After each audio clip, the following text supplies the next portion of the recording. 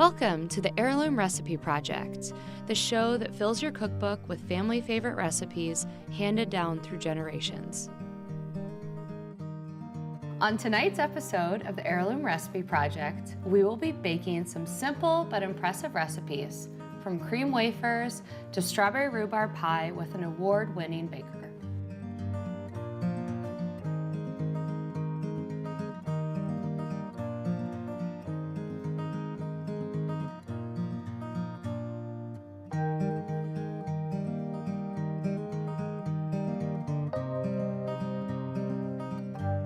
Tonight we are here with Donna, and I am so excited because this woman has more recipes than you could ever imagine. There are cookbooks and cookbooks piled up that have her name on them, that have her family's name on them. It's the real Heirloom Recipe Project here. So Donna, thanks for joining me. My pleasure, thanks. Yeah, what are we gonna make tonight? We're gonna make cream wafers. Okay. This is a recipe that's been really a favorite of all the people in my family for many, many years. Yes. The recipe originated with my mom, and she actually passed the recipe back to my grandma and passed it down to me and to my children.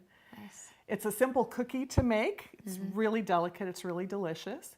It originated back in the 50s or 60s probably with Gold Medal flour and Nice. General Mills, Betty Crocker Kitchens. Yeah. It appears in a cookbook that they put out in 1961, but not in their previous cookbook that came out in 1950. So it was sometime in between there that the recipe appeared. Okay. And my mom got the recipe from a publication called Capper's Weekly, which was this newspaper type thing that we got every week in the mail.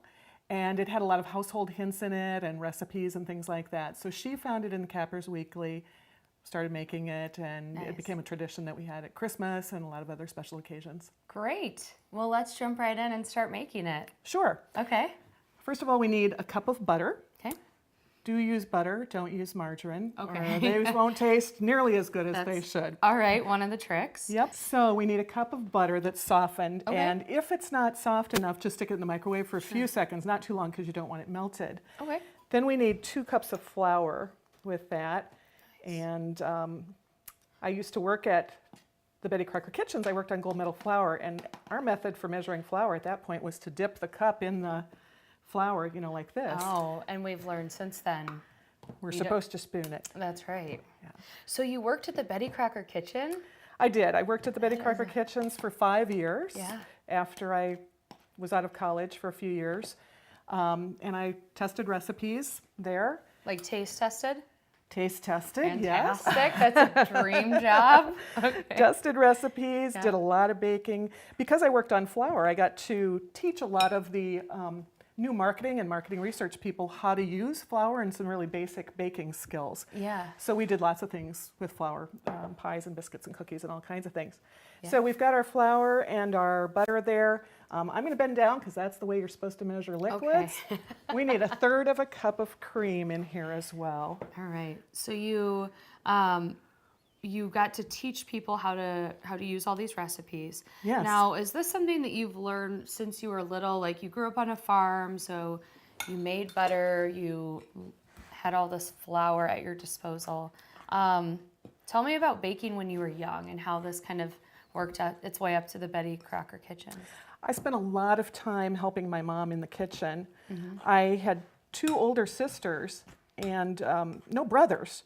Okay. So if my dad needed some help outside with the animals or anything related to that, my older sisters got summoned first. Okay. And they went out to help him while I stayed in the house and helped mom with the baking and the cooking. Yeah, that seems like the better job. I would think say. so. I'd much rather do that. Yeah. I'm going to cheat here and add Okay. just a little bit more, more cream to this because the dough should be coming together. Okay. I think my butter is just a little bit firmer maybe than it should have been. Sure. What's the consistency that you're looking for then that tells you to add the cream?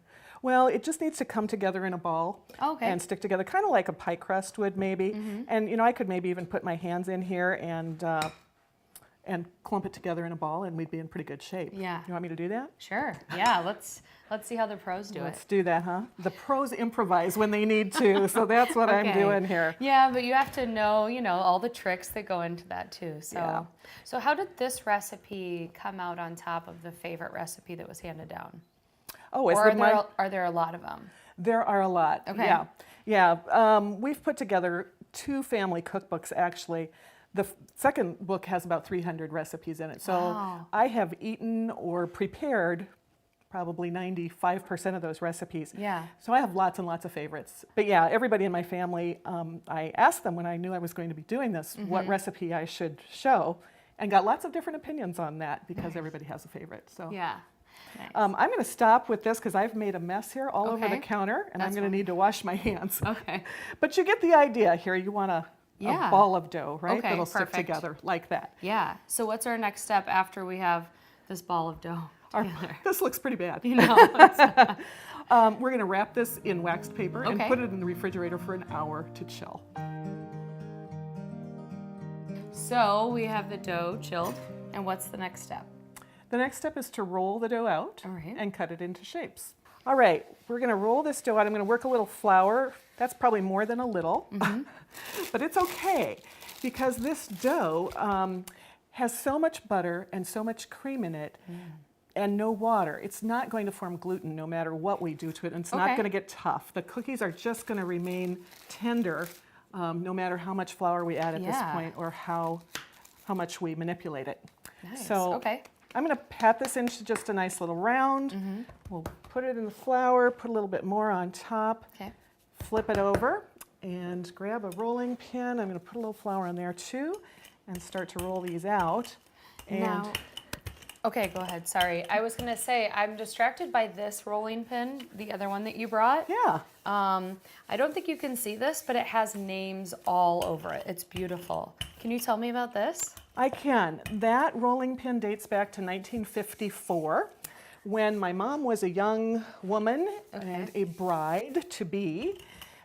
Some friends had a bridal shower for her, and all of the women that attended the bridal shower signed the rolling pin, and then they gave that to her as a keepsake. So I'm going to put a little sugar Okay. on a piece of wax paper here, and Laura, maybe we'll put you to Yeah. work. Oh, yeah, Move I'd love that out to. of the way. Okay. So we're going to cut out these cookies. Ideally, you'd use a 1.5-inch cookie cutter. Sure. I happen to have a 2-inch one, so we aren't going to Okay. get quite as many cookies as we would with a smaller cutter. But we're just going to go along and cut those out.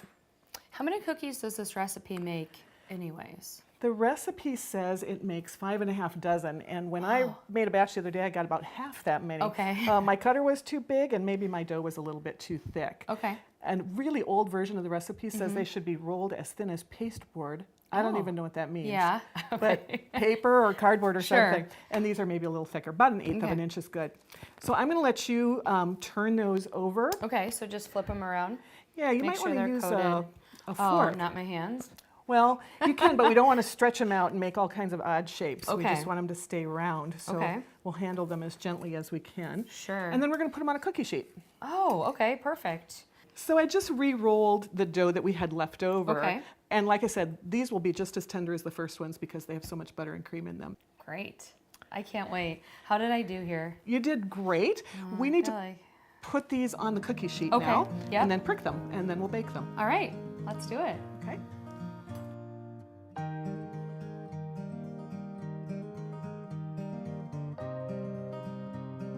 All right, so we just pulled these beautiful cookies out of the oven.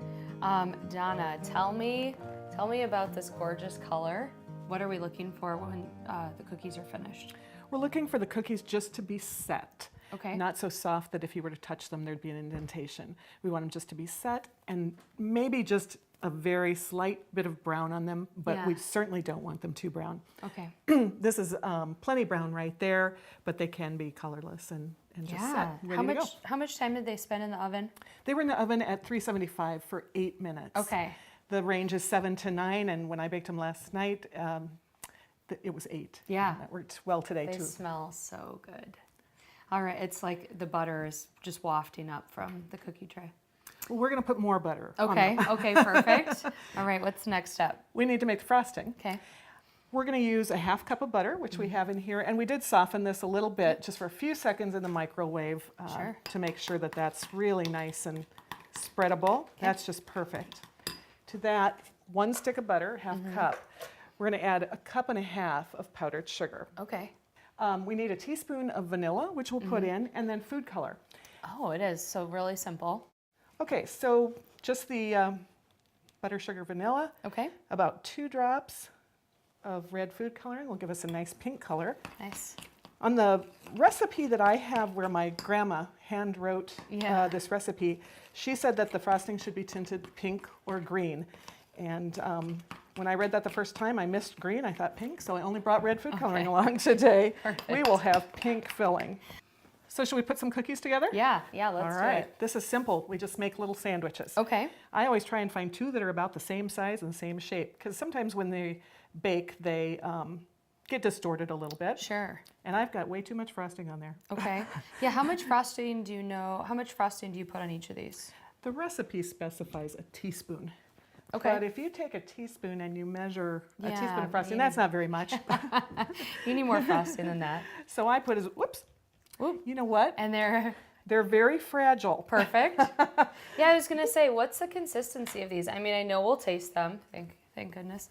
But they're obviously not chewy.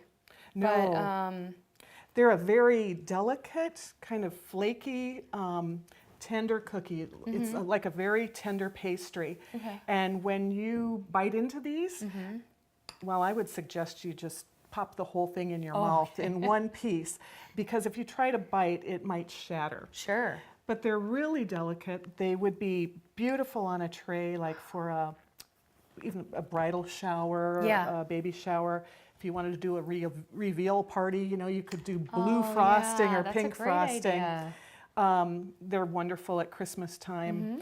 They're just not the kind of cookie that you would mail to somebody because they're pretty fragile and they wouldn't travel real well. I'm really excited to eat this, but I'm scared I'm not going to be able to get this entire thing in my mouth in one bite without just making this really. You could take half a bite, and Okay. hopefully the frosting will hold it together. Okay.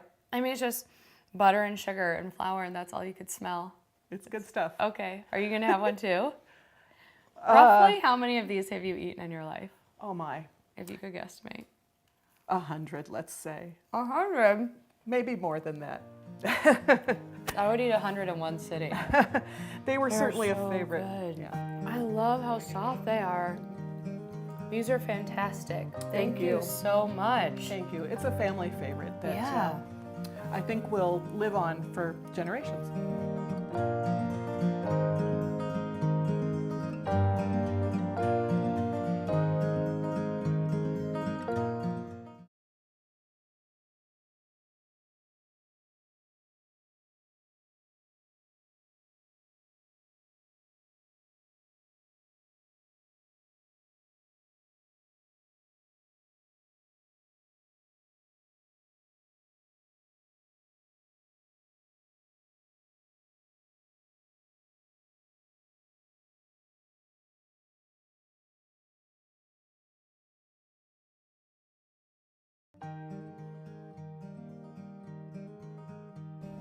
We are here tonight with Lisa. I'm so excited. Lisa makes these award-winning pies. What are we gonna make tonight?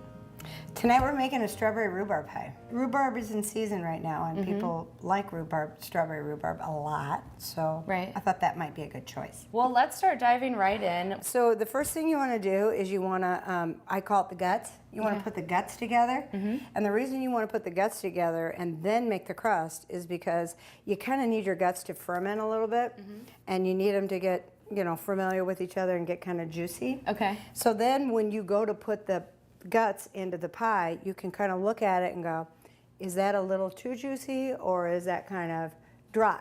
And then you can add a little more flour if you think you need it. Well, the first thing you do is you get a bowl, and then you get some strawberries, like a pound of strawberries. Okay.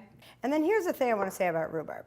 It's not always in season, and so that's why I want to give a shout out to Fairway. Is this the secret? Yeah, Okay, okay. all right. Yeah, it's a secret. I mean, this just tends to be a pretty good frozen rhubarb. And so Yeah. all you have to do is thaw it out. So then you put in your rhubarb, and it's like a pound and a half of rhubarb. This is a cup of just white sugar, any kind of white sugar, it doesn't matter. Okay. You just dump that in. And this is a half a cup of brown sugar. Great stuff too. Any kind, don't worry if it's dark. Okay. And then this is half a cup of flour. This is your thickener. So then you take a lemon and you just do a little bit of this grate. So you just want to make it, this gives it a little bit of tang. And that's kind of fun. Yeah. It smells great too. Well, and I think a really good rhubarb pie isn't overly sweet. It's got a little bit of tang to it, so this kind of helps with that as well. And then you cut your lemon because then you still need zest. Now Martha Stewart would have all these fancy ways to do this lemon, but I just do it old-fashioned and just squeeze it Okay. and just eyeball it. Okay, and then I'm a big saltaholic. I really believe that salt makes things, brings out the flavor and things. Okay. So you always add a little salt. Even pies? Even pies, yes. Right. It's that, this, again, it's kind of that sweet and salty kind of thing. And then a little vanilla. You're gonna love how I just measure. Okay. But you just kind of go whoop-de-whoop. There you go. And if you'd rather have almond flavoring, some people like almond flavoring over vanilla. That's fine too. Don't, like I said, don't overthink it. Okay. Then put a little cinnamon in there, and you just kind of dust the flour till it looks about, I don't know what that'd be, a quarter of a teaspoon Okay. or something. And then my family likes it a little bit more, a little more oomph to their pie. So I put a little bit of cloves in there too. Okay. So I just put a little dash of cloves in there. Okay. Nice. One time I forgot to add the sugar. That wasn't good. That wasn't a good That was not a good pie. And it was actually, honestly, it was during a state fair competition. Okay. And I realized it right when the first judge went. Oh. And I went, oh, I knew I forgot something. We'll set that off to the side so we're not looking at it too much. Okay, You no, don't want to don't think look about at it it, don't think about it. Because that's doing its own thing now. Okay. All right, so now we're going to do the crust. I think this is the part that's intimidating to people, right? The crust. Yeah, and it really shouldn't be. Once you see how easy it is to make a homemade crust, you may not buy another store-bought. Yeah. Making crust is very easy, and again, if it doesn't work out perfectly, don't worry about it. It's all going it's to taste ugly, good. it's It's still all gonna- going to taste okay. good together. You start with your flour, any kind of flour. I just use all-purpose flour. Okay. And you do, so for sure a cup, and for sure a second cup. Then you kind of play it by ear. This crust in particular asks for 2.5. Okay. So what I do is I do almost 2, and I put in almost all of it, but I reserve a little bit because I'm going to be rolling my dough out in that, and that will absorb that. Oh, Because you okay. don't want to have any more flour than you need, because that's where you kind of lose your flavor. Okay. Because you want the butter flavor to come That's where you through. get into trouble. Yeah. Right, and So the butter just flavor. remember just to reserve a little bit. Okay. Okay? Okay, So then you perfect. have that sitting off to the side. Then you take a stick of butter. It's better if it's at room temperature. If it's salted, fine. If it's not salted, fine. Yeah. Again, There salt. it is. There And you go. just a little 2 bit. light, 3, 4, 5, 6, 7 Whatever. light You kind of sprinkles. just kind of decorate the butter a little bit. Okay. And then you add your Crisco or your lard or whatever you have. And so you use a half a cup of this. The more Crisco you put in, Okay. the flakier your crust is going to be. But you don't want to put too much because then it won't hold together either. So you put all the ingredients in the bowl, and then you look around, because once your hands get dirty, you can't Okay. do anything else. Okay. So you That's a want to good make tip. so you want to make sure you have all your utensils for your next step. Okay, so now we're ready to go. We looked all around. We have nothing else to do. We're going in. Okay. So now you go in and you just start working your butter and your shortening. This looks like the fun part. It really is. This is therapeutic. Yeah. And you just keep kind of working your crust through, because you can touch your ingredients as much as you want right now. There's no Okay. harm in it. You're not going to toughen your crust. You want your Crisco and your butter to be all worked through, because you'll see when you roll it out, it just works better if it's as uniformed as possible. I just find making pies very therapeutic. Okay. Okay, so then you get it kind of looking like this, a little crusty. It just kind of looks, you know, just almost like, looks like sand, doesn't it? Yeah. Okay, so didn't we have fun playing with that? Yeah, we did. You That can't- was great. You can't, now you can't touch it anymore. You're done. Okay. This is where people make their mistake. So now you add your ice water. And here is, you totally have to just figure it out.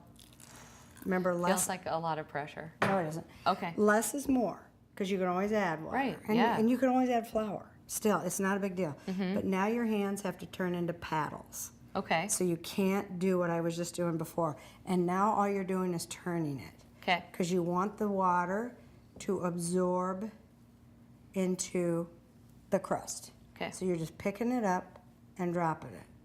Picking it up and dropping it. Just paddles. You just paddles, like A little canoe bit of water. paddles. Okay. How do you know when to add more water? When you pick it up and you've still got a lot of it on the bottom of the bowl. Now this one's pretty good the way it is. Okay. So now you make a snowball.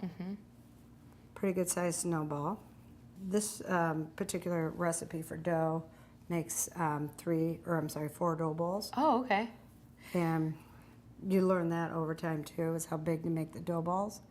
Because having leftover crust is a good thing, because you can always roll out another crust Yeah. and put it in the freezer. And then if you want to make a quiche later, or one of those cream pies that just needs a bottom, Yeah. then you got something at the ready. Now you look at them, and you size them up. No matter how close you are, there's going to be some that are different. So you pick your biggest one, that's going to be your bottom, Okay. and because that's going to be more crust, because it's across the bottom of the pan. Sure. So this is my biggest one, so I'm going to use this one for my bottom, Okay. and then I use a little guy for my top.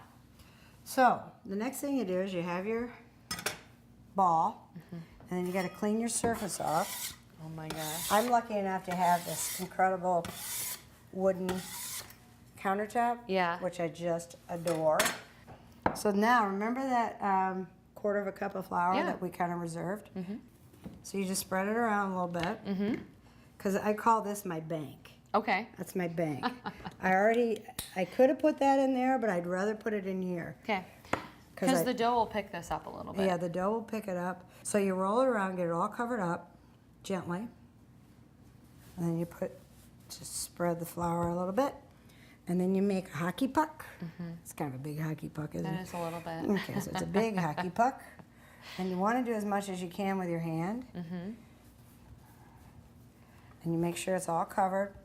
You'll learn when you play with it a little bit how it all will work for you. And so then you start rolling it out. First of all, you do a light touch, and you keep your rolling pin as clean as you can. And now we're just still rolling it out. This is like paper thin. Yeah, you want to get as thin as you can. Okay. Okay, so I'm still using my bank, Okay. my reserve. I still have a little bit. So here's my cheat thing. So did you notice I loosened up the dough? So there's no big struggle getting it from this to this to this. Right. So now I'll do my little cheat thing Okay. and bring my big spatula underneath, and then I slide my pan this Oh way. my. And It it looks like slides you right. had sprayed that before. Yeah, I did spray Right? it. Thank Okay. you. Thank you. So there you go. And that guy's he's all ready. That's it? That's it. So now all we do, and now we have to clean the surface Okay. again. So now I'm taking a smaller baseball, Okay. okay, and now I'm going to make the top. So now we're just going to do the top. We do the top exactly like how we did the bottom. Okay, now I'm bringing my guts Oh, over. here are the guts. Okay. And I you're- mean, they look good still, but You notice how my guts got a little bit runny. yeah. It might be because they sat there too long. It might be because my kitchen's warm. Okay. But you don't want a runny pie, so I'm going to take a little bit of flour and just add that to it, and that'll just thicken it up a little Okay. bit more. You might add a little bit more. Okay. You kind of want it just, I don't know, kind of globby. Yeah. Okay, so there you go. So then you kind of spread it around a Okay. little bit. We're lucky because this is a deep pie dish. Mm-hmm. Here's another trick. Get the good butter. The Kerrygold butter. Get the Kerrygold butter. Right. If you live on a farm, though, use that butter. Okay. That's got to be as good as this, if Mm-hmm. not better. So you just get some of this. It's kind of And soft. you right now. just drop it in the And you guts? just dollop it. What? Dollop here, dollop there. Okay. Okay. So we put him on the top. I mean, already great. the fact that the ingredients are fruit with sugar and then hidden chunks of butter. I mean, I feel like how can it's you a go wrong recipe with for this? success here. Yes. Okay, so now we're going to trim the crust. With actual scissors. Yep. So then, now Beth Howard taught me this. Okay. So you roll it up, and this is kind of a state fair thing too, is I've learned over the years after going to the state fair, they don't like a big crust. Okay. I'm just working at it to try and make this as tight and thin as possible. So was that written like on a comment sheet, Oh, your thickest yes. to crust or your crust They is send you, they have a judge, and then they have a sweet little lady there that has the most beautiful penmanship that with the most cutting remarks about Okay. what you were trying to do and how you didn't accomplish it. Okay. Okay, so see Okay. how that's fine, but it's not fabulous? This is another Yeah, trick that okay. Beth Howard, the girl that wrote the book, Okay. she taught me this, where you just- just go around and you just pinch it. Okay. You just pinch it. Yeah, and it just gives it that nice little wave. that nice little crust Sure. wave. So now what I do is, that little leftover crust, Yeah. everyone has their little signature that they like to put on their pie. Mine is just this little heart. So I'll put that on after I do my egg wash. And then we just paint it on there. Okay. So there, that puppy's ready to go in. Gorgeous. Isn't he pretty? How long does it stay in the oven for? 425 for 20 minutes. Then you drop the temp to 375, really just until it's done. Okay, so we have this beautiful pie. How long did we bake this for? 1 hour and 17 minutes. Okay. You want to make sure that the outer crust almost burns, Okay. but obviously not burnt, but you want your crust as crispy as possible without being burned. So do you let this sit out for a little bit? I usually do. A pie is better served when it's room temperature, Okay. but it's also very tasty when it's warm, as this pie is. So it won't be quite as well set up. Okay. But that's okay. We'll just Yeah. put more ice cream on it. Do you ever put it in the fridge? Never. No. You Okay. never put a fruit pie in the fridge. Cream pies, yes, but fruit pies, no. And you, Okay. And you can let them sit out and just lightly cover them at night. For how long? Oh, up to a week. Oh, really? Yeah, you'll know when it's Just no eat. good. Okay. Okay. Well, let's cut into it. I can't wait. Look at that. With a classic vanilla ice cream. Okay. There you go. Oh my gosh. Okay. Well, you have to have a bite too. Oh. Let me know what you think. Like, rate this on. It's probably going to be your best pie, I'd imagine. It's the best pie I've ever done for this show. That is That's pretty fantastic. good. You can taste the cloves in it too. That's pretty good. It just adds that extra bit on top of that little like complexity to it. Is that right? Strawberry rhubarb is just a nice combination. Oh, it's so good. And people that get funny about rhubarb, I think they should try strawberry rhubarb. Yeah, it's tart, a little spicy with the cinnamon and the cloves and everything. See how unpretty that is? But it just tastes Who cares? fabulous. I Tomorrow morning it'll be gorgeous. It'll be gorgeous. Thank you so much for making this with us. Oh, you're This was awesome. I feel like we got a lot of like secrets that only the very, very professional pie bakers have. I would just say, if I was going to give any advice, don't overthink pie. Okay. Just have fun with it. You get a lot of credibility when you walk into a party with a pie. Yeah. A homemade pie. Well, thank you, Lisa. This has been so much fun. Oh, good. Thank Yeah. you. Yeah, and it's Laura, delicious too. It was really fun. If you'd like to participate in the Heirloom Recipe Project, email us at heirloomrecipeproject@gmail.com.